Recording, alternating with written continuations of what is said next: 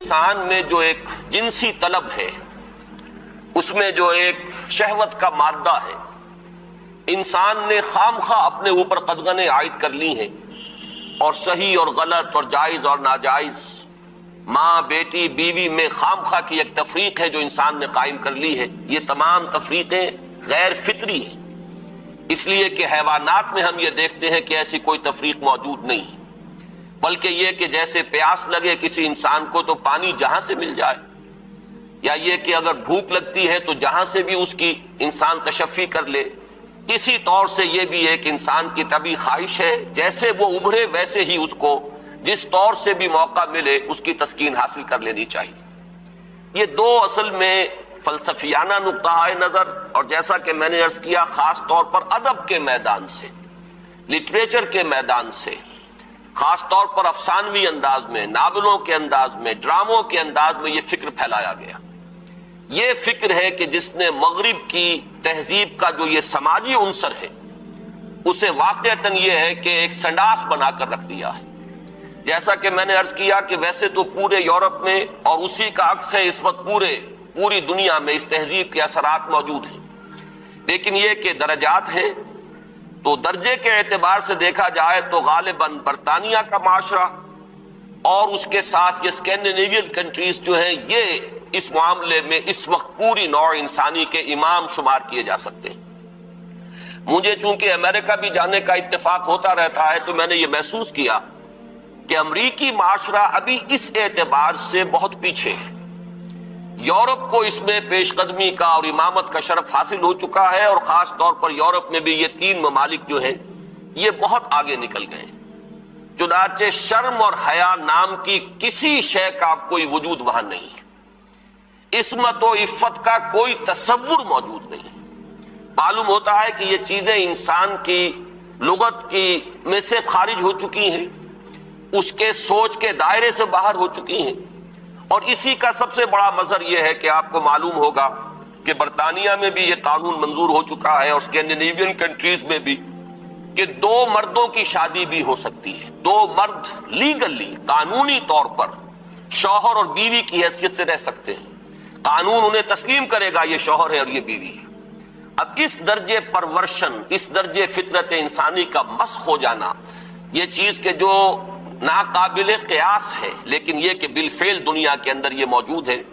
اور پچھلے دنوں جب مجھے اتفاق ہوا جانے کا سویڈن، تو وہاں معلوم ہوا کہ ایک پاکستانی بھی ہیں، ایک سرحد کے رہنے والے صاحب، جنہوں نے کہ ایک لڑکے سے وہاں شادی کی ہوئی ہے، اور قانونی اعتبار سے وہ میاں اور بیوی کی حیثیت سے وہاں مسلم طور پر زندگی گزار رہے ہیں۔ یہ جو معاملہ ہے، مجھے زیادہ صدمہ جس بات کا ہوا وہ اس پہلو سے کہ اس معاشرے کی جو اچیومنٹس ہیں، جو انہوں نے خوبیاں حاصل کی ہیں، ہمارا معاشرہ جو ہے ان کے بارے میں تو سوچنے کو بھی تیار نہیں۔ مثلاً یہ کہ سیاسی سطح پر مساوات، معاشی کفالت کا اصول، کہ کوئی شخص وہاں بھوکا نہیں رہ سکتا، ہر شخص کی گویا کہ کفالت جو ہے وہ ریاست کے ذمہ ہے۔ وہ باتیں جو اسلام نے دی تھی، جو حضرت عمر فاروق رضی اللہ تعالیٰ عنہ کے قول منسوب ہے کہ اگر دجلہ و فرات کے کنارے کوئی کتا بھی بھوکا پیاسا مر گیا تو عمر قیامت کے دن ذمہ دار ہوگا، یہ نقشہ واقعہ ہے، تسلیم کرنا پڑتا ہے کہ ان لوگوں نے اس چیز کو آج کی دنیا میں بالفعل حاصل کر کے دکھایا ہے۔ سماجی مساوات کا یہ عالم کہ اگر کوئی فائنینس منسٹر، اسے بھی اگر اپنا چیک کیش کرانا ہے تو وہ بھی بینک میں اسی طرح لائن میں لگتا ہے جیسے کوئی عام شہری لگتا ہے۔ یہ سماجی مساوات کہ غریب سے غریب آدمی بھی وہاں پر جو بھی ہے، چاہے وہ ویلفیئر پر زندگی گزار رہا ہو، وہ خود معذور ہو چکا ہو، اور صرف اسے حکومت کی طرف سے جو ہے سہولتیں حاصل ہو، لیکن اس کا بچہ بھی اگر بیمار ہوگا تو اسے وہی علاج میسر آئے گا جو وہاں کسی کروڑ پتی کے بچے کو علاج میسر آئے گا، اور اس کے بچے کو بھی وہی تعلیم ملے گی جو کسی منسٹر کے بچے کو تعلیم حاصل ہو سکے۔ یہ چیزیں جو ان کے ہاں اچھی ہیں فی الواقع، جو اصلاً تو ہماری تھی، لیکن یہ ہے کہ اس وقت اگر ہمیں وہاں پر یہ چیزیں نظر آتی ہیں تو مجھے تو وہی احساس ہوا تھا کہ کتابیں اپنے آبا کی یہ موتی علم و حکمت کے جو دیکھیں، ان کو یورپ میں تو دل ہوتا ہے سی پارا، چیزیں ہماری تھیں لیکن یہ انہوں نے کر کے دکھائی۔ بدقسمتی ہماری یہ ہے کہ ان چیزوں کے بارے میں تو ابھی ہمارے ہاں کوئی سوچ نہیں، ادھر پیش قدمی کا کوئی امکان نہیں۔ ہم ہم سینکڑوں کوس دور ہیں اس سے کہ اس قسم کے کوئی ہم معاشرتی ارتقاء جو ہے اس کے بارے میں سوچ بھی سکیں. لیکن جو ان کی گندگی ہے جس نے کہ ان کو تباہ کر کے رکھ دیا ہے، خاندانی نظام ٹوٹ پھوٹ کر رہ گیا ہے.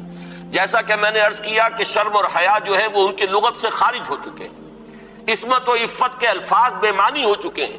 یہ وہ گندگیاں ہیں کہ جن کو اپنے اس معاشرے کے اندر لانے کے لیے ہمارے ہاں ایک طبقہ ہے کہ جو پورے طور پر فعال ہے،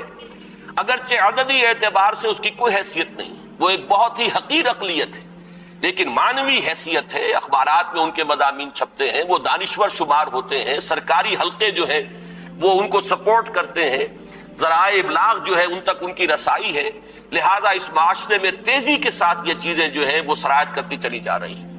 بہرحال اس تمہید کے بعد اصلاً مجھے جس موضوع پر گفتگو کرنی ہے میں اس کی طرف آ رہا ہوں. میں جہاں تک پردہ اور زنا کے استیصال کے لیے جو دوسری تدابیر اسلام نے اختیار کی ہیں، جہاں تک اس کا تعلق ہے اس پر انشاءاللہ علیحدہ کسی موقع پر تقریر کروں گا. آج کے لیے میں نے طے کیا ہے کہ صرف اس مسئلے کو اچھی طرح ہم تھریش کریں، دیکھیں کہ واقعتاً نظریہ مساوات مرد و زن اس میں کوئی حصہ درست ہے یا نہیں ہے، تو کون سا ہے. ہمارے سامنے کسوٹی اور معیار جو ہے وہ اللہ کی کتاب ہے، اس کے رسول صلی اللہ علیہ وسلم کی سنت ہے. ہمیں ان دونوں چیزوں کے حوالے سے دیکھنا ہے کہ اس نظریے میں صداقت کا ایلیمنٹ کتنا ہے اور دھوکہ اور فریب کا حصہ کتنا ہے.